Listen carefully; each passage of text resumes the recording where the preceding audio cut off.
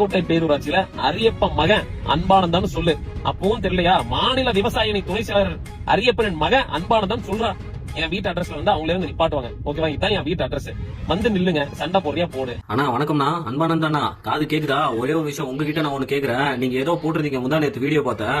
அது என்ன போட்டிருந்தீங்க? ஏதோ ராய்கோட்டைக்கு வாங்க, நான் இங்கதான் இருப்பேன், நான் அங்கதான் இருப்பேன், நான் அரியப்பன் பையன், அந்த பையன், இந்த பையன் அப்படின்னு ஏதோ போட்டிருந்தீங்க. நான் ஒரே ஒரு வார்த்தை மட்டும் தான் உங்களுக்கு கேக்குறேன். நாங்க யாரும் ராயக்கோட்டைக்கு வர வேண்டிய அவசியம் எங்களுக்கு இல்ல. ஆனா நீங்க காரைக்குடியில போய் கொஞ்சம் போய் பாருங்க. உங்க திமுக காரங்க என்ன பண்ணி வச்சிருக்காங்க?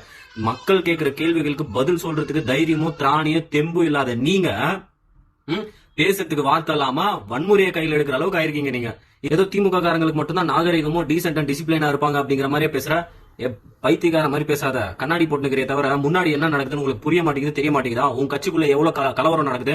கலவரம் பண்ற மொத்த பயல்களும் திமுக காரன் தான். நான் அடிச்சு சொல்றேன், ஆணித்தனமா சொல்றேன். இன்னைக்கு காரைக்குடியில நடந்த ஒரு சம்பவம் போதாதா?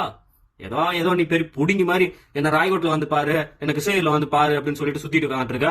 போய் போடியா. காரைக்குடியில நடந்த பிரச்சனைக்கு யார் காரணம்? உங்க ஆளுங்க தானே காரணம். போய் போடு.